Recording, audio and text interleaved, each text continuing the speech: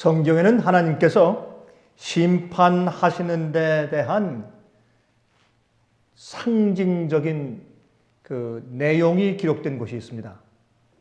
물론 여러 곳을 우리가 부분적으로 찾을 수 있겠지만은 내용상의 그 정확한 연결과 또 긴 문장들을 통해서 하나님의 심판을 표현하고 설명해 주신 곳이 있습니다. 그것이 에스겔 8장과 9장에 있는 내용들입니다. 에스겔 8장에 보면 하나님의 성소 안에 낙서들이 있는 것을 우리가 보게 됩니다. 그리고 성소에 들어가는 그 벽에 구멍이 뚫려 있습니다. 정식으로 성소의 앞문으로 들어가는 것이 아니라 옆에서 도둑처럼 뚫린 구멍으로 들락날락하는 그런 모습을 그 에스겔 8장은 그리고 있습니다. 그리고 그 성소 안에 들어가니까 온갖 파충류와 가증한 그런 곤충들과 그런 동물들의 그림으로 낙서가 되어 있는 거룩한 곳에 부정한 것이 그려져 있는 그런 모습이 기록되어 있습니다. 그렇게 해서 하나님의 교회가 타락하는데 그 타락하는 모습이 결국에는 잘못된 복음, 하나님의 거룩한 장소를 더럽히는 하나님의 복음이 삐뚤어지고 잘못된 모습으로 설명되어 있습니다. 근데 이러한 교회 타락이 시작될 때 어떤 일로부터 시작되는가? 성전 앞에 투기하는 우상이 세워져 있어요. 성도들 사이에, 특별히 지도자들 사이에, 제사장들 마음 가운데 투기하고 시기하는, 질투하는 마음이 생길 때 교회는 타락의 길을 걷게 되는 것입니다. 그렇게 설명을 하고 난 다음에 에스겔 9장에 보면 하나님의 심판이 성소에서부터, 하나님의 집 교회에서부터 시작되는 것으로 묘사되어 있는 것을 우리가 읽을 수가 있습니다. 그런데 성소 안에서 심판이 시작되는데 늙은 자들로부터 심판이 시작될 것이라고 말씀하는 것입니다. 여러분, 늙은 자는 제사장들을 의미합니다. 오늘날 현대 교회로 말하면 물론 목사들이겠죠. 교회 지도자들, 먼저 빛을 받고 교인들에게 율법을 가르치고 설교하고 성경의 진리를 전파해 주어야 할 책임을 맡은 자들부터 하나님께서 심판하신다고 기록되어 있는 것을 볼 수가 있습니다. 근데 이 심판할 때 6명이 살육하는 기계를 잡았다 그랬습니다. 이 6명이 이제 칼을 차고 사람들을 치러 나가는 것입니다. 이마에 인침을 받지 못한 자들을 치기 위해서 나가는 모습으로 기록되어 있습니다. 여러분, 여기에 있는 상징과 또한 거기에 설명들은 여러분 신약 성경에 와서 심판하는 모습과 얼마나 정확하게 그렇게 연결되는지 모르겠습니다. 근데 그 6명 가운데서 5명은 칼을 가지고 나가서 치고 그 중에 1명은 인치는 천사입니다. 1명은 그 천사는 먹그릇을 이제 허리춤에 차고 다니면서 그 예루살렘 안에 있는 가증한 죄에 대해서 단식하며 우는 자들의 이마에 표를 한다고 했습니다. 근데 그 표는 사실은 정확하게 어떤 나라 언어로도 정확하게 번역이 될 수 없는 언어인데 그 표는 사실은 그 히브리 알파벳 가운데서 맨 마지막 글자인 우리 영어의 맨 마지막 글자가 Z 아닙니까? 그 Z처럼 맨 마지막 글자가 타우입니다. 그 타우란 글자를 그 이마에 써라. 의로운 자, 성전 안에 예루살렘 성 안에서 자행되는 죄와 가증한 일들 때문에 슬피 울며 탄식하는 자들의 이마에 타울자를 써라. 그렇게 기록되어 있습니다. 여러분, 교회 안에서 이루어지고 있는 죄악들과 가증한 일들을 보면서 마음 앞에서 탄식하고 운다는 뜻은 그 바벨론의 정신에 그 타락한 그 모습에 참여하고 있지 않다는 것을 말해주겠죠. 그런데 이마에 그 글자 써라 그랬습니다. 두 가지의 의미가 있겠습니다. 하나는 타오자는 맨 마지막 알파벳인 것처럼 정말 그 배도와 타락과 타협 속에서 맨 마지막까지 남아있는 자들이다.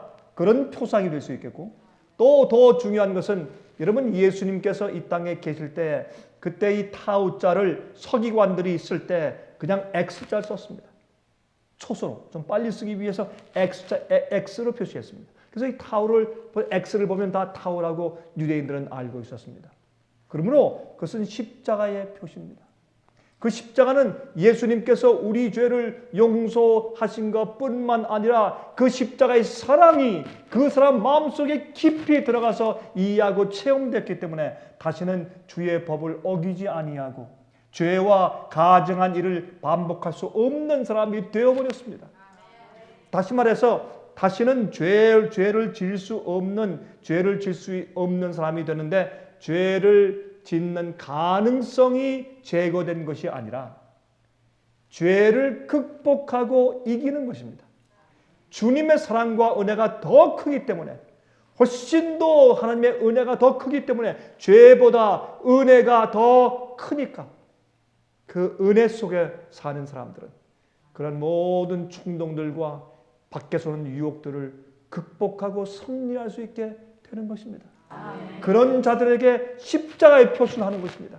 다 익었다는 것입니다. 옛날에 여러분 성소에서 떡을 구울 때, 레위인들이 떡을 구울 때 떡이 다 익어서 진설병에 가져다 올려놓을 수 있게 된 떡은 그 위에 십자가처럼 X 표시를 했다는 것입니다.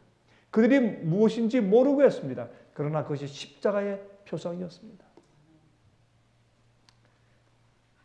그러므로 타오자를 쓰라고 했습니다. 이 타오자, 십자가의 표시, 이 인이 이마에 없는 자들은 나머지 5명이 칼을 들고 성중을 다니면서 치는 것입니다. 이렇게 해서 에스겔서 8장과 9장은 하나님의 심판의 모습을 잘 그려주고 있는 것입니다. 하나님의 집, 교회에서부터 심판이 시작된다는 것입니다. 그런데 또 한 가지 우리가 이제 신약 성경을 읽으면서 우리가 한 가지 이해해야 할 점이 있는데, 그것은 뭐냐면 초대교회 당시의 핍박을 토대로 해서 사도 베드로가 기록한 말씀입니다. 다시 말해서 사도 베드로의 그 말씀에 의하면 마지막 심판은 어느 시대에 중요한 하나님의 심판이 교회 아니면 그 시대에 지나갈 때 무엇으로 지나가느냐? 큰 환난으로 지나갑니다. 큰 핍박으로 지나갑니다. 여러분, 의인들이 받을 심판이 그러하다면 악인들은 어떻게 견디겠느냐라고 말씀한 사도 베드로가 바로 핍박과 정말 기대하지 않았던 놀라운 시련의 불이 오므로 그 시련과 핍박의 불이 교회를 통과할 때 교회의 심판이 지나가는 것입니다. 여러분, 교회의 심판이 지나가면 그 다음에 세상의 심판이 그 다음에 지나가는 것입니다. 이렇게 해서 핍박과 시련과 하나님의 심판을 연결시켜서 설명한 것을 우리가 신약 성경에서 읽을 수가 있습니다. 같이 한번 읽어보겠습니다. 베드로전서 4장 12절부터 19절입니다. 베드로전서 4장 12절부터 19절에 다음과 같이 말씀드리겠습니다. 사랑하는 자들아, 너희를 시련하려고 오는 불시험을 이상한 일 당하는 것 같이 이상히 여기지 말고 그랬어요.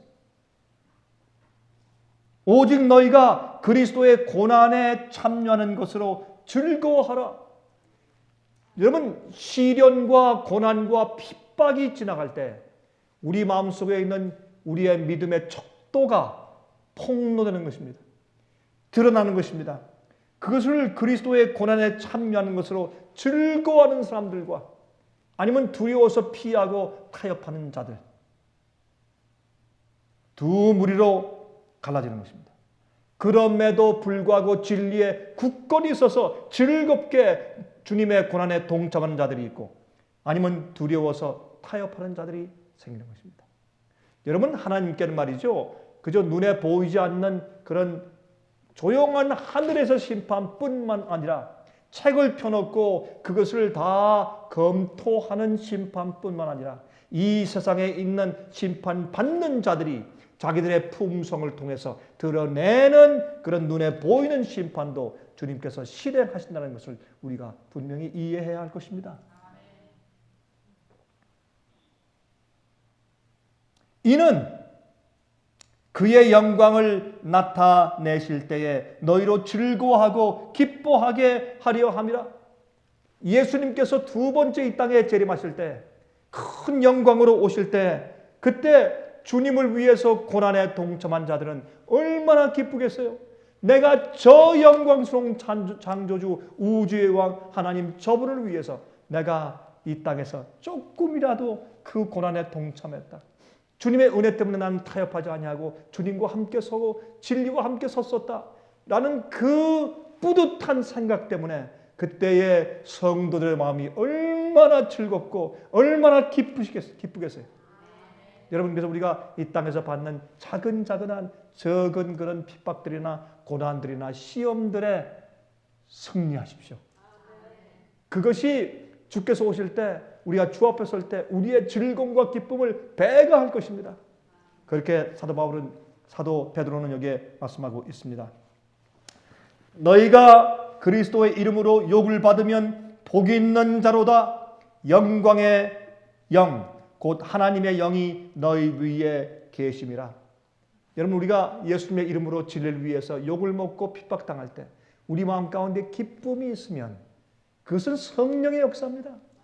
하나님의 영이 우리 마음 가운데 역사하신다는 증거입니다. 그게 여러분, 우리가 하나님과 함께 있을 때 생기는 평화는 주의 성령께서 우리와 함께 하시는 증거입니다. 특별히 핍박이 올 때 말이죠. 너희 중에 누구든지 살인이나 도적질이나 악행이나 남의 일을 간섭하는 자로 고난을 받지 말려니와.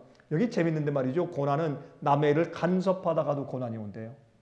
가끔 우리가 싸움이 생기는데 왜 싸움이 생깁니까? 남의 일을 간섭하다가, 남의 일을 간섭하지 말라는 겁니다. 그런 식으로 해서 고난을 받고 어려움을 당하지 말란 얘기입니다.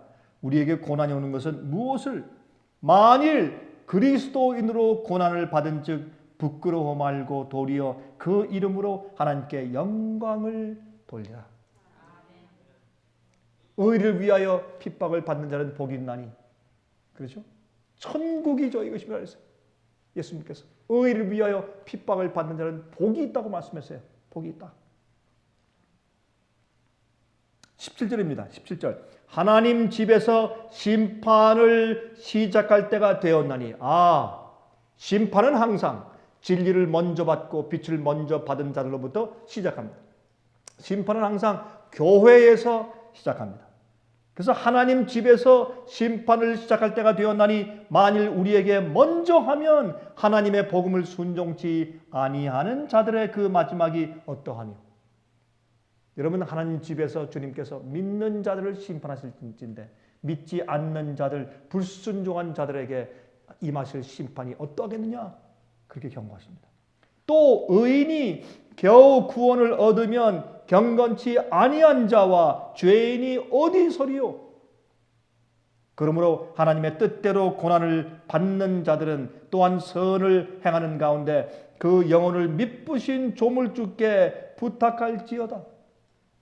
우리가 핍박과 고난을 당할 때 하나님의 뜻대로 고난을 받아야 합니다. 우리의 죄나 우리의 실족함이나 우리가 남들의 일을 간섭함으로 우리가 쓸데없이 고난과 어려움을 초청해서는 안 됩니다. 우리가 고난과 핍박을 당할 때 하나님의 뜻대로 고난을 받아야 합니다.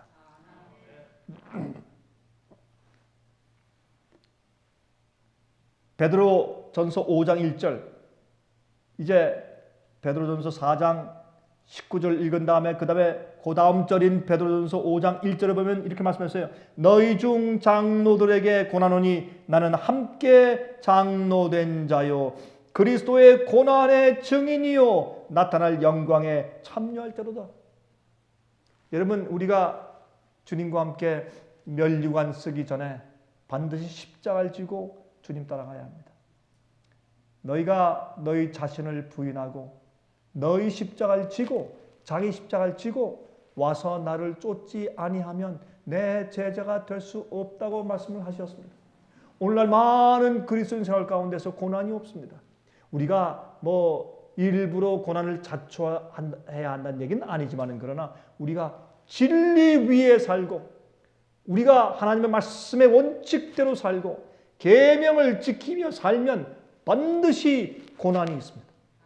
반드시 어려움이 생기고 반드시 핍박이 오게 되어 있습니다. 왜? 마귀가 조종하는 세상 가운데 우리가 살고 있기 때문에 그러합니다. 그러므로 여러분 여기 말씀을 보아서 우리가 무엇을 알 수 있습니까? 초대교회 하나님께서 성령을 오순절날 부어주시고 이제 부흥하고 세상에 퍼지게 된 초대교회에 하나님께서 이 첫 번째 온 교회 안에 온 세상에 한번 심판을 지나가게 하셨는데 그것은 로마로부터 시작한 핍박이었습니다. 기독교인들을 미워해서 죽이라는 핍박이었습니다. 중세기 때 교회가 경건한 주의 백성들을 잡아서 핍박하고 고문하고 사형해서 불태우고 죽인 그 핍박이 오기 전에 이 세상 법으로 로마 제국이 그리스도인들을 핍박했습니다. 그 큰 핍박을 통해서 그 제국에 하나님의 심판이 한번 지나갔습니다. 그 심판이 먼저 어떻게 해요? 그 핍박을 받고 진리에 설 만한 사람들이 누구인가를 알아보기 위해서 주님께서 하나님 집에서 먼저 심판을 베푸신 것을 우리가 이 성경에서 읽는 것입니다. 마찬가지로 옛날 초대교회에 복음의 씨앗이 뿌려졌을 때 그랬다면 복음의 씨앗이 추수될 마지막 시대, 여러분과 제가 살고 있는 이 마지막 시대 하나님께서 하나님의 교회 안과 밖에 심판을 지나가야 하시고 세상 역사를 끝내실 텐데 무엇을 통해서요? 마지막에 오는 환난과 핍박을 통해서 그 일을 하신다 그 말입니다. 그러므로 우리가 개인적으로 조금씩 작은 받고 있는 적은 환난들은 큰 환난, 하나님께서 교회를 깨끗게 하시고 세상을 깨끗게 하시고 정결한 백성들만 남게 하실 하나님의 심판 앞에 설 수 있기 위한 우리의 훈련 장소인 것을 기억하시기 바랍니다. 우리의 적은 경험들이 하나님의 심판을 받을 훈련 장소가 되는 것입니다. 그러므로 여기에 다니엘 12장 1절을 보면 구약 성경에 이렇게 말씀하셨습니다. 그때에 내 민족을 호위하는 대군 미가엘이 일어날 것이요 또 환란이 있으리니 이는 개국 이래로 그때까지 없던 환란일 것이며 이것은 여러분 인간 역사 6천년 동안에 한 번도 없었던 환란입니다. 개국 이래로 한 번도 없었던 환란. 여러분과 제가 살고 있는 이 시대 우리가 당면할 우리가 바라보고 있는 이 시대 임할 이 엄청난 환란을 그는 예언 가운데 소개하면서 그때에 그랬어요. 그때에 어떤 때에 큰 환란이 일어날 그때에 하나님께서 당신의 백성들을 호위하고 옹호하기 위해서 일어나실 때에 옛날에 초대교회 때 돌에 맞아 죽는 스데반을 보시고 예수님께서 하늘 보좌 우편에 앉으셨다가 예수님께서 일어나셨습니다. 너희들이 감히 내 종을 그러나 주님께서 그들을 죽게 하셨습니다.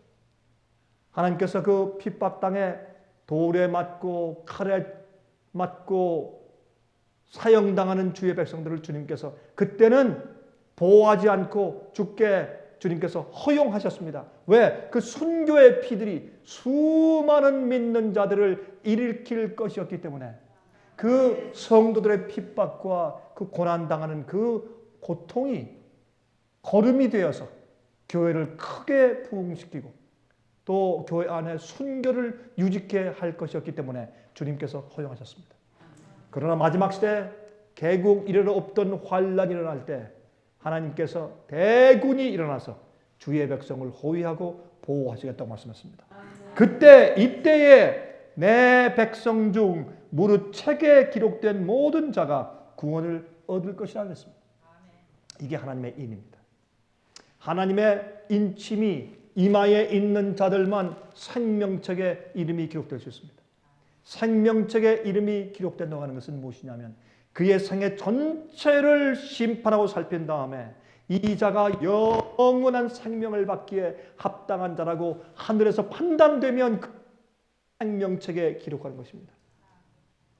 그들의 거룩한 행동과 그들의 성품 때문에 온 한이 그들을 용납하는 것입니다. 아무개여, 당신은 이 우주가 당신을 끌어안습니다. 천사들이 끌어안고 하늘에는 우주 거민들이 끌어안고 천사 장 가브리엘이 끌어안고 하나님 아버지와 아들 예수와 성령께서 당신들을 끌어안고 영접합니다. 충성된 종들이시여 잘했습니다. 어서 오십시오. 라고 우주가 인을 쳐주는 것입니다. 그것은 공개적인 심판 이유인데 그것은 심판을 통과하는 우리의 품성 때문에 인을 받게 된단 말입니다. 그러면 그 인이 하나님의 인정하시는 인은 내 소유란 뜻이에요. 그 하나님의 인이 우리 이마에 있으면 우리는 우주에 인정받은 자입니다. 이 세상에 그보다 더 나은 인정이 어디 있겠습니까? 회사에서 그런 인정을 주겠습니까? 교회에서 그런 인정을 주겠습니까? 어떤 교파에서 그런 인정을 주겠습니까? 어디에서 그런 인정을 주겠습니까? 나라에서 그런 인정을 주겠습니까? 온 우주가 심판을 통과한 성도들에게 주는 그 하늘의 인정은 정말 귀한 것입니다. 우린 그 인정을 받아야 합니다. 그게 하나님의 인입니다. 그것은 우리의 이마에 쳐질 것입니다. 여러분, 이 일이 있기 전에 하나님께서 마지막 시대 개구 이래로 없는 큰 환란을 임하게 하시는 것입니다. 계시록 13장 6절부터 8절을 보면 다음과 같이 말씀되어 있습니다. 짐승이 입을 벌려 하나님을 향하여 회방하되 그의 이름과 그의 장막 곧 하늘에 거하는 자들을 회방하더라. 또 권세를 받아 성도들과 싸워 이기게 되고 각 족속과 백성과 방언과 나라를 다스리는 권세를 받으니 죽임을 당한 어린 양의 생명책에 창세 이후로 농명되지 못하고 이 땅에 사는 자들은 다 짐승에게 경배하리라. 여러분, 여기 말씀 가운데서 보면 두 가지가 나오죠. 짐승의 세력이 짐승의 표의 환란 때 세상을 지배하는 권세를 가지게 잠깐 동안 허용을 받습니다. 그런데 이때 이 환란을 통과하는 주의 백성들이 인침을 받고 구원받게 되는데 그렇게 우주에 인정하는 표시를 받은 자들은 여기에 죽임을 당한 어린 양의 생명책에 기록된다고 했습니다. 근데 여기에 있는 말씀이 한국말 성경은 번역이 좀 잘못됐죠. 여기에 사실은 창세 이전부터 죽임을 당해온 어린 양의 생명책이라고 번역이 됐어야 합니다. 근데 이 앞뒤가 조금 바뀌었어요. 이게 무슨 말인가? 여러분, 예수님께서는 이 지구가 타락하기 전에 우리가 이 땅에 태어나기 이전부터 창세 이전부터 예수님께서는 죽임을 당해 오셨는데 그것은 구속의 계획 때문에 그렇습니다. 여러분, 우리가 장래일을 미리 볼 수 있고 알 수 있다면 그 고통을 미리 당하게 되죠. 우리가 이틀 후에 트럭에 부딪혀서 병원에 가서 이멀전시 룸에서 고생하다 죽을 것이라는 사실을 우리가 미리 안다면 우린 이틀 전부터 그 고통을 우리 마음 가운데 겪으며 살아야 하는 것입니다. 그래서 주님께서 우리에게 미리 장래를 볼 수 없게 만드신 것은 얼마나 감사합니까? 여러분, 어떤 가족이 갑자기 아들을 잃어버리고 딸을 잃어버리고 부모를 잃어버리고 사고로 어떤 일이 생기는 그 고통을 1년 전에 2년 전에 미리 알고서 미리부터 고통을 당하지 않게 주님께서 우리의 미래를 바라볼 수 있는 그런 능력을 제공해 주신 것입니다. 주님의 축복입니다. 그러나 예수님께서는 창세 이전부터 십자가의 그늘 밑에 사셨습니다. 그러므로 창세 이전부터 죽음을 당하신 그분의 어린 양의 생명책에 농명되지 못한 자는 이 땅에 거기에 농명되지 못하고 땅에 사는 사람들은 다 짐승의 세력에 인간의 권위에 다 굴복당할 것이다. 그랬습니다. 경배할 것이다. 여러분, 요한계시록 13장은 경배에 대한 이야기죠. 누구에게 경배할 것인가? 인간의 권위에 아니면 하나님께. 여러분, 베드로가 말이죠. 초대교회 당시에 그 당시에 끌려가서 매를 맞는데 대제사장과 제사장들에게 사내들인 회원들에게 뭐라고 말했습니까? 내가 사람에게 복종해야 되느냐 아니면 하나님께 복종해야 되느냐? 우리가 누구에게 순종해야 되는가? 그렇게 항거했습니다. 마지막 시대도 똑같은 항거가 생길 것입니다. 개혁자들입니다. 그런데 여러분, 창세 이전부터 죽임을 당해온 어린 양의 생명책에 기록된 자, 예수님의 은혜와 우리를 향하신 사랑, 끝까지 변치 않는 사랑으로 우리에게 희생하시고 도와주시고 오래 참으신 예수님을 정말 아는 자들의 이름이 생명책에 기록될 것입니다. 여러분, 이 세상에서 견디는 가장 큰 힘은 사랑입니다. 예수님을 아는 사랑, 주님의 은혜에 대해서 정말 감사하고 감격하는 마음이 있는 자들만이 앞으로 환난과 고난을 통과할 수 있게 될 것입니다. 여러분, 그런 것들은 너무나 힘든 것이기 때문에 우리 마음을 채우는 창세 이전부터 죽임을 당해오신 어린 양 예수님의 은혜를 정말 경험한 자들, 어떤 일이 있어도 배반할 수 없는 그런 은혜를 경험한 그런 자들만이 환난을 이기고 통과할 것입니다. 그런 자들의 이름이 이제 생명책에 기록된다 그랬습니다. 하나님의 인을 이마에 받은 자들 이외에는 전부 다 짐승에게 경배할 것이다 그랬습니다. 두려움 때문에 경배할 것이죠. 먹고 살기 위해서 그 권위에 경배할 것이죠. 진리를 위해서 생명을 바칠 충성심이 준비되지 않은 자들은 그 권위에 다 굴복할 것이죠. 그래서 심판이 지나가는 것입니다. 누가 하나님 편에 서 있는지 다 드러나는 심판이 지나가는 것입니다. 그 일이 어디에서 먼저? 교회 안에서 먼저 시작된다고요. 그게 무슨 말일 수 있습니까? 짐승의 표에 환난이 오기 이전부터 교회에는 심판이 지나가는 것입니다. 이제 그 예언이 성취될 징조들이 보일 때, 그때 준비되지 않은 자들은 먼저 환난이 채 이르러 오기도 전에 하나님의 교회 안에 심판이 지나갈 것입니다. 왜요? 그들에겐 빛이 있었기 때문에 그렇습니다.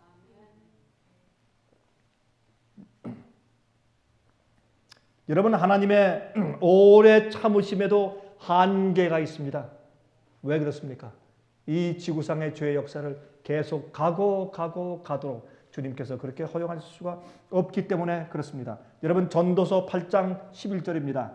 전도서 8장 11절에 다음과 같이 말씀했습니다. 악한 일의 징벌이 속히 실행되지 않으므로 인생들이 이 악을 행하기에 마음이 담대하도다. 사람들이요, 마음이 담대해요. 왜요? 심판이 오지 않는 것 같으니까.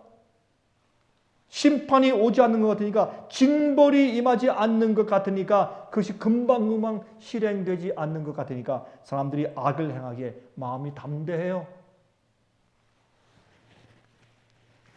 내가 언젠간 돌아가 회개할 것이라 마음이 담대해요. 악을 행하는 일에 담대한 것입니다.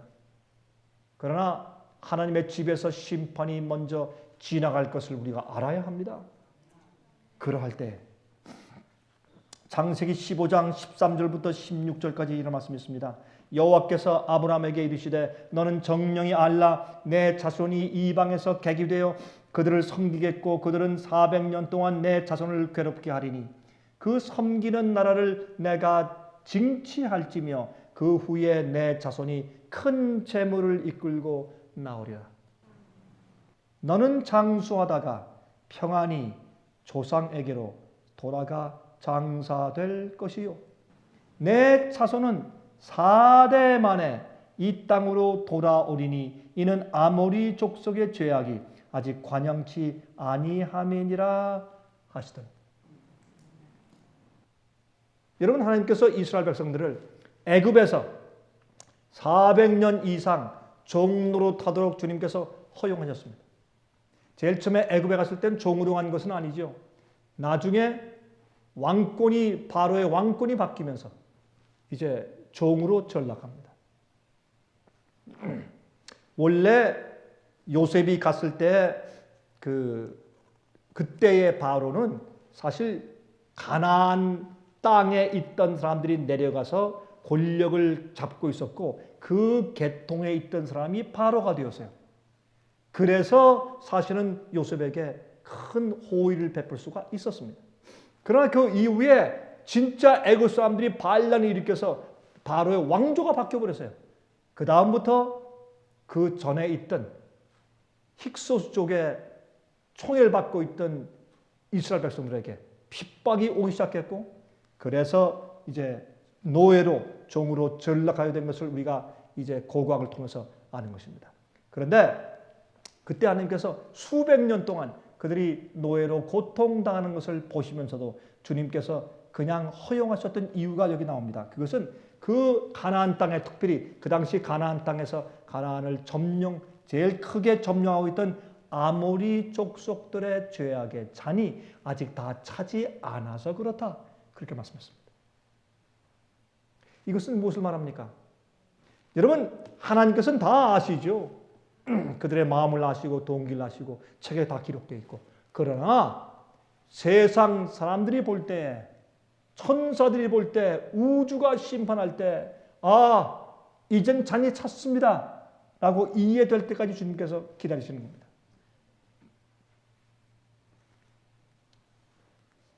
여러분, 지금 우리가 사는 시대도 어떤 때 우리가 좀 그런 생각을 하죠. 하나님, 좀 빨리 좀 끝내주십시오. 참 지겹습니다, 하나님. 빨리 심판하시고 빨리 나누시고 빨리 좀 끝내주시면 좋겠습니다. 그런 기도가 우리 마음속에서 절로 납니다. 저는 제가 어제도 그렇게 기도했습니다.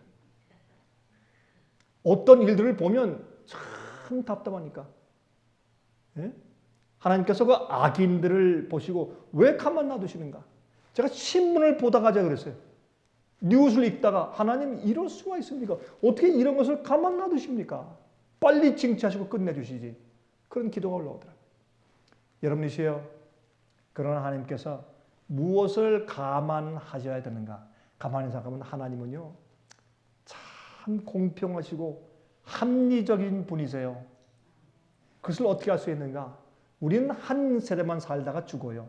그러나 지난 역사를 우리가 더듬어서 보면 하나님께서 인류를 취급하신 방법들을 연구하면서 하나님의 공의로우심과 공평하심을 우리가 보게 됩니다. 하나님께서는 우리가 볼 때도 어떤 때는 알쏭달쏭해요. 저 사람이 좋은 사람이야, 나쁜 사람이야. 어떤 때는 좋은 일을 해요. 어떤 때는 믿음이 있는 것 같아. 대부분이 아니라서 그렇죠. 어떤 데 보면 저 사람이 근데 마음은, 바탕은 좋은 사람 같은데 아직 기회가 없어서, 아니면 진리를 받지 못해서 그런 것이지, 조금 더 기다려야 하겠다. 그런 생각이 우리 마음 가운데 많이 들어가서 사실 알쏭달쏭한 경우들이 많지 않습니까? 그렇죠? 어떤 나라에 대해서, 아니면 어떤 사람들에 대해서, 어떤 가족에 대해서, 어떤 교회에 대해서 우리 마음 가운데 알쏭달쏭한 그런 생각들이 많이 있어요. 우리가 모르기 때문에. 하나님은 아시지만은. 그래서 마귀까지 포함해서 천사들과 하늘에 있는 존재들과 우리 이 세상에 있는 인간들 모두가 바라볼 때, 이건 뭐 생각할 여지 없이 너무 분명히 다 드러났을 때 주님께서 심판을 베푸시는 것입니다. 이스라엘 백성들이 가나안 땅에 올라가서 어떻게 했습니까? 아모리 족속들과 가나안 족속을 다 쳐서 다 죽였습니다. 그리고 점령했습니다. 그것은 하나님의 심판의 일종이었습니다. 주님의 심판을 그들의 칼을 통해서 주님께서 이루신 것이죠. 그 일을 하기 위해서 누가 보더라도 이제는 그들을 없앨 때가 되었다라고 하는 시기가 이르러야 하는 것입니다. 그때까지 주님께서 참으시기 때문에 성경은 죄악의 잔이 아직 차지 아니했다, 그렇게 표현한 것을 우리가 알 수가 있습니다. 지금 우리들도 현재 그러한 것입니다. 여러분, 그런데 지금 죄악의 잔이 차고 있습니다. 사람들이 아무런 핑계도 할 수 없도록 하나님의 능력이 현저하게 나타나는 것을 보게 될 것입니다. 또 하나님의 법을 불순종하는 결과가 완전히 드러나야 합니다. 아, 주님의 뜻대로 살지 않는 결과가 저것이구나. 주님의 법도대로 살지 않는 나라의 결과가 저것이구나. 주님의 진리대로 살지 않는 교회의 결과가 저것이구나. 그것이 드러나야 합니다. 그것이 바벨론이 무너지는 모습입니다. 여러분, 예수님께서 여러분 성소 제도를 보십시오. 세 제도가 있죠. 세 부분이 있어요. 성소들이 있고 성소가 있고 지성소가 있어요. 예수님께서 그 우리의 구속 사업을 위해서 그 부분을 지나가실 때, 주님께서 그 제사장으로서의 펑션, 기능을 지나가실 때 그때마다 은혜 시간이 끝나고 심판당하는 일이 있었어요. 예수님께서 십자가에 돌아가실 때 그것을 알아보지 못한 교회에 심판이 지나가고 은혜 시간이 지나갔어요.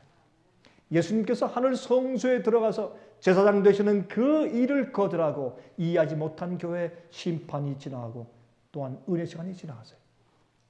예수님께서 하늘에서 성소에서 지성소로 들어가는 그 놀라운 예언이 성취되고 그 복음이 전파될 때 그것을 부인한 교회들에게는 심판이 지나갔어요. 그래서 성경은 요한계시록 14장에 무너졌도다 무너졌도다 큰 성 바벨론이요 라고 하는 말씀이 기록되는 것입니다. 바벨론이 되는 것은, 교회가 바벨론이 되어서 무너지는 것은 무엇입니까? 진리와 복음을 거절했을 때 그 교회는 타락하고 무너지는 것입니다. 복음을 거절하면요, 그 타락이 신속하게 이루어져요. 그 타락이 급속도로 이루어져요. 그래서 바벨론 되는 것입니다. 마지막 시대도 마찬가지입니다. 성경은 다 이루었다는 말씀을 여러 번 기록하고 있는 이유가 거기에 있는 것입니다. 핑계를 많이 대고 어떤 때는 좋은 일을 하는 것 같이 보이기 때문에 알쏭달쏭해지는 그런 일이 앞으로 완전히 없어지는 완전한 심판의 결과가 드러나게 될 것입니다. 주님께서 그때를 기다리고 계신 것으로 알 수 있습니다. 그때에 하나님의 인을 받은 자들만 환난에서 견딜 것입니다. 이 환난의 때가 올 때 모든 사람의 운명은 결정됩니다. 더 이상 은혜의 시기는 없고 회개할 수 있는 자비는 더 이상 없습니다. 우린 이 얘기를 자주 합니다. 어떤 때는 우리가 쉽게 웃음에 섞인 얘기로 이런 얘기를 합니다. 그러나 이 얘기는 얼마나 두려운 일인지 모릅니다. 어떤 사람은 회개할래야 할 수 없는 성품이 꼴지워지고 있습니다. 어떤 사람은 돌이킬래야 돌이킬 수 없을 정도로 성격이 굳어지고 있습니다. 두려운 일입니다. 그러므로 우리는 이제 곧 개국 이래로 없는 환난이 닥쳐올 수밖에 없는 때에 살고 있으면서, 그렇죠? 우리가 생애빛 우리 일꾼들의 특별 컨퍼런스를 우리가 뉴욕에서 하고 있는 그 시간에, 그 기간 동안에 여러분, 이태리 밀란에서는 제7차 세계 가족 콩그레스 대회가 벌어지고 있었습니다.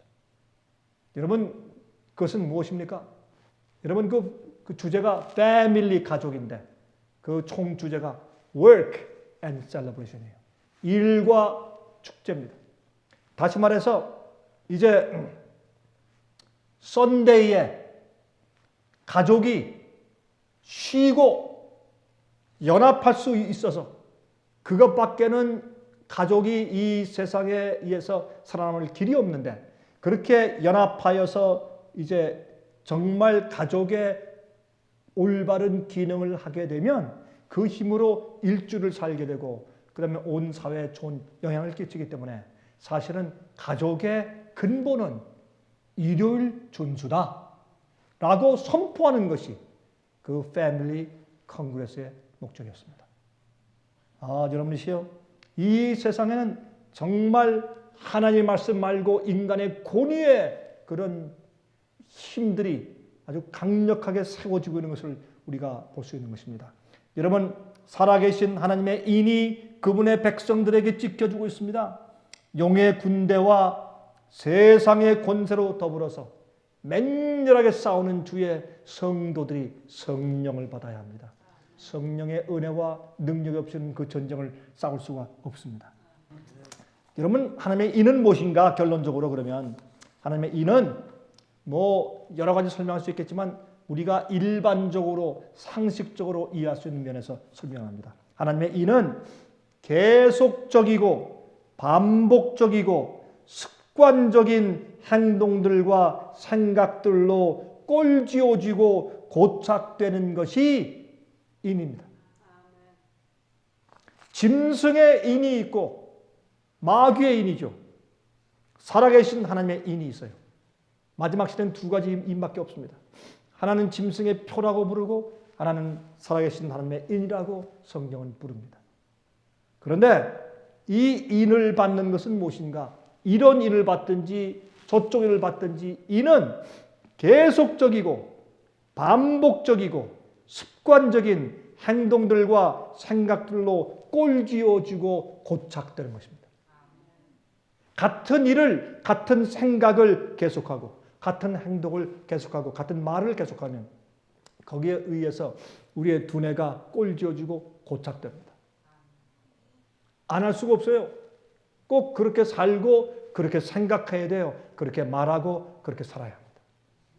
우리는 우리의 두뇌가 우리를 조종하는 특별한 존재입니다. 우리의 왕은 우리를 조종하는 우리의 상황실은, 우리를 조종하는 본부는 두뇌에 있어요. 이 두뇌는 신기해서 신묘막측해서 우리가 이 두뇌를 통해서 같은 생각을 계속하면 그 생각을 떨칠래야 떨칠 수가 없어요. 왜 젊은 학생들이 말이죠, 사랑 때문에 도대체 10몇 살짜리가 뭘 안다고 사랑 때문에 높은 빌딩에서 투신 자살해 죽습니까? 왜요? 계속적인 어떤 생각을 해왔기 때문에 그 사랑 없으면 죽는 줄로 생각하는 것입니다. 여러분, 이것은 길이 없는 곳에 계속 왔다 갔다 이렇게 다니면 길이 생기는 것처럼 우리 두뇌도 길이 생기는 것입니다. 그래서 오늘날 많은 그리스도인들이 자기가 매일 생각하는 방향, 어떤 생각을 받아들이고 허용하는가, 어떤 생각과 패턴으로 살고 있는가, 내가 어떤 말을 하는가, 사람들을 취급할 때 어떤 태도로 취급하는가, 어떤 일들을 해석할 때 어떻게 해석하는가 하는 내 성격, 내 속에 들어오는 경향, 내 속에서 하고 싶은 그런 이 생각과 행동들, 그렇게 하고 싶어진 경향들, 그것을 내가 어떻게 취급하느냐 말입니다. 그것이 계속적으로 반복되면 그것이 내 두뇌에 지울래야 지울 수 없이 고착되는 하나의 습관이 되어버리고 그것이 내 성격과 성품이 되어버리는 것입니다. 그것을 통해서 우리가 인쳐진다고 하는 것입니다. 이는 말이죠, 도장을 양초에 이렇게 박아서 한참 대고 있으면 그 도장에 있는 꼴이 그 양초에 새겨지는 것처럼 그렇게 오래 이렇게 대고 있는 그 경우를 인침받는다고 말하는 것입니다. 인침은 한번 어떻게 해요? 본 다음에 심판한 다음에 너 됐다, 넌 안 됐다 라고 도장을 치는 것이 아닙니다. 인침은 과정입니다. 인침은 우리가 사는 생애의 과정입니다. 매일매일 내가 무슨 생각을 하고 어떤 일이 생겼을 때 내가 그것을 어떻게 해석하고 어떻게 받아들이느냐 하는 내 매일매일의 생활의 과정이 인침밖에 나를 인도한다고 말입니다. 악하게 아니면 하나님의 인으로.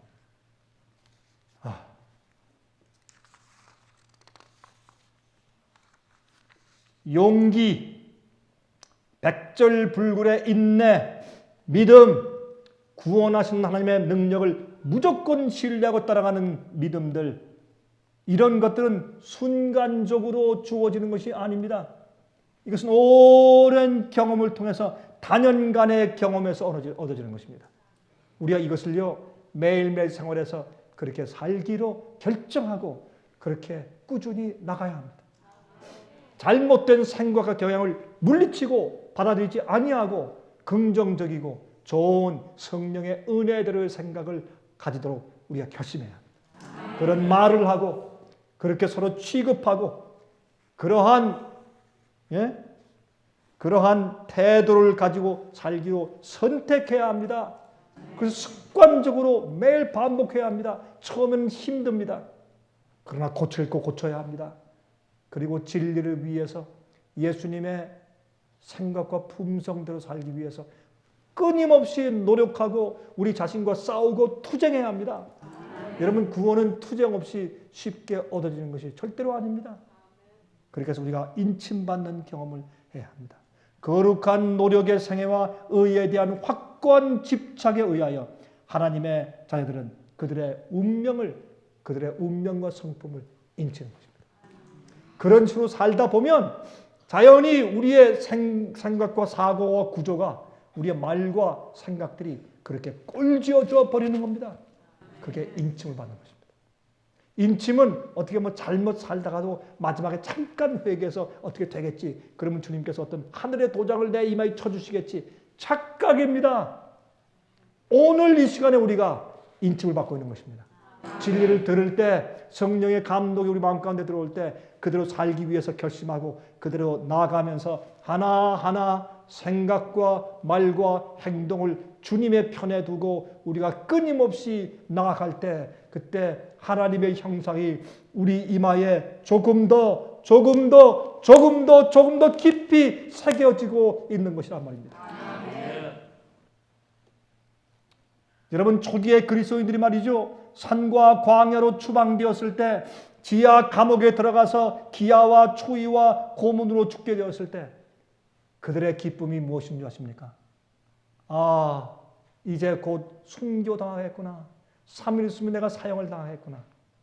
오히려 순교당해서 사형당해 죽는 것이 그들에게 축복이고 그들의 고통에서 노연하는 하나님의 은혜인 것을 그들이 이해했다 그랬습니다. 그래서 순교자들은 기쁘게 죽은 겁니다.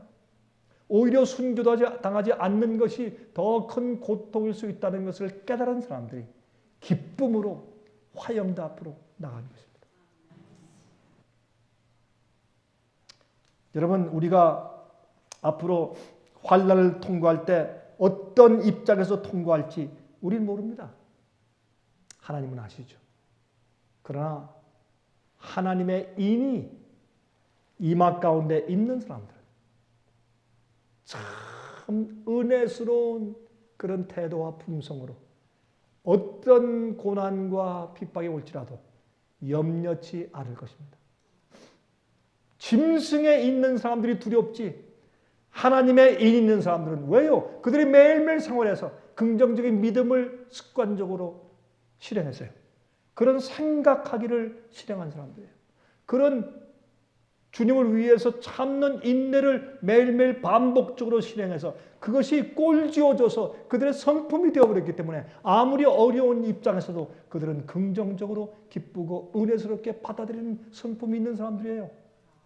그러므로 하나님의 인으로 성품이 꼴지어진 자들은 핍박이 오거나 환난이 올 때 그들은 아름답게 견딜 수가 있다는 말입니다.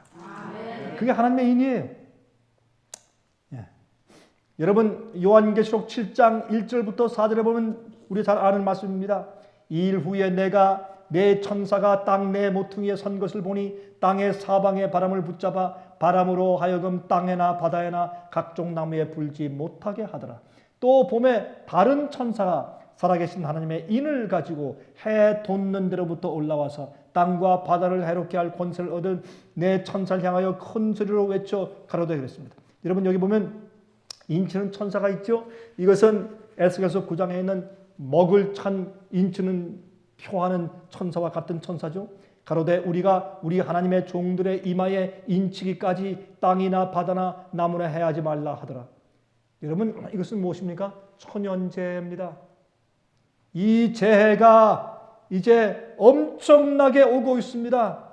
성도들의 인침이 거의 끝나가고 있다는 증거입니다. 이 세상에 천연재해가 엄청나게 더 큰 스케일로 몰려오고 있다는 것은 인침의 놀라운 그 하나님의 역사가 거의 끝나가고 있다. 어디에서? 교회 안에서. 그것을 우리에게 말해주고 있는 것입니다. 여러분 사실은요, 지진이 났다, 홍수가 났다, 큰 허리케인이 왔다. 당하는 곳에 있는 사람들은 죽을 지경이지만 당하지 않는 사람들이 뉴스에서만 보면 별 나와 상관이 없는 것 같아요. 여러분 그러나 그 스케일이 온 세상을 휘두르면 우리가 다 죽지 않겠습니까? 은혜 시간이 벌써 더 이상 없지 않겠습니까? 그래서 주님께서 그것들은 사방 바람을 붙잡아서 7째 재앙까지 붙들어 두시는 것입니다. 그러나 국부적으로 지역적으로 임하는 큰 재난들을 보면서 우리가 무엇을 알아야 합니까? 하나님의 인치시는 천사가 지나가고 있는 것을 믿는 자들은 알아야 합니다. 아멘. 내가 입맞은 자의 수를 들으니 이스라엘 자손의 각 지파 중에서 입맞은 자들이 14만 4천이니 그랬어요. 죽음을 맛보지 않고 살아서 승천할 자들. 주님의 첫 열매예요.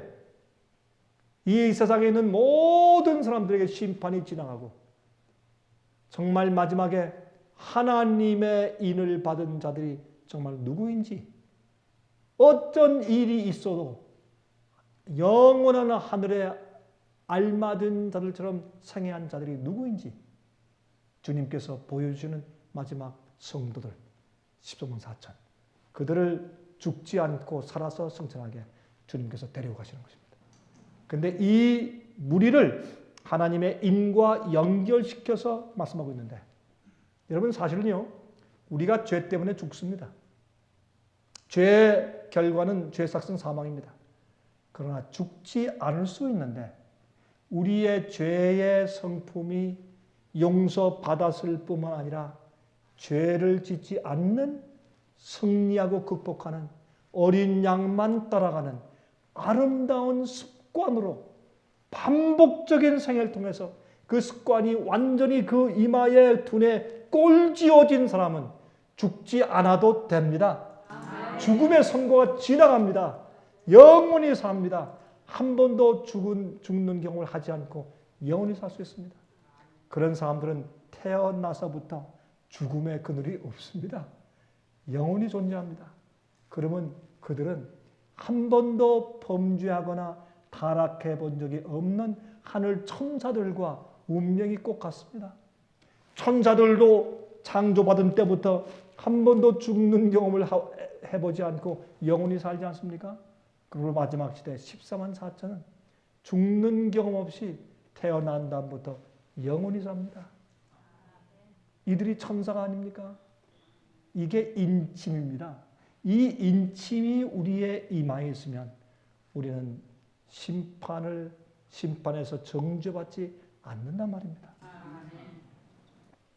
요한계시록 22장 11절 12절 불의를 하는 자는 그대로 불의를 하고 더러운 자는 그대로 더럽고 의로운 자는 그대로 의를 행하고 거룩한 자는 그대로 거룩되게 하라. 이것이 인침의 결과입니다. 인침의 결과입니다. 여러분 원래 히브리 1장 3절 보시면 이는 하나님의 영광의 광채시요 그 본체의 형상이시니라. 그의 능력의 말씀으로 만물을 붙드시며 죄를 정결케 하는 일을 하시고 높은 곳에 계신 위엄의 우편에 앉으셨느니라 그랬어요. 여기에 본체의 형상이라, 여기에 이 단어가 참 흥미있어요. 예수님은 하나님 아버지의 그 본체의 형상이세요. 그 형상이란 요 말이 카락테르입니다. 그 카락테르라는 헬라 말에서 나온 영어 단어가 character, 성품이란 말입니다. 근데 이 카락테르라는 원래 단어는 조각하는 도구 칼이었어요. 나중에 시간이 지나면서 그것이 조각해놓은 형상이라는 단어로 변천되었습니다. 카락테르. 우리의 성품은 꼴지음 받은 것이에요. 깎임을 받은 것이에요. 잘못된 것을 깎아서 내어버리고 또 하나님의 형상을 계속 새기고 또 새기고 또 새기고 새기는 것이에요.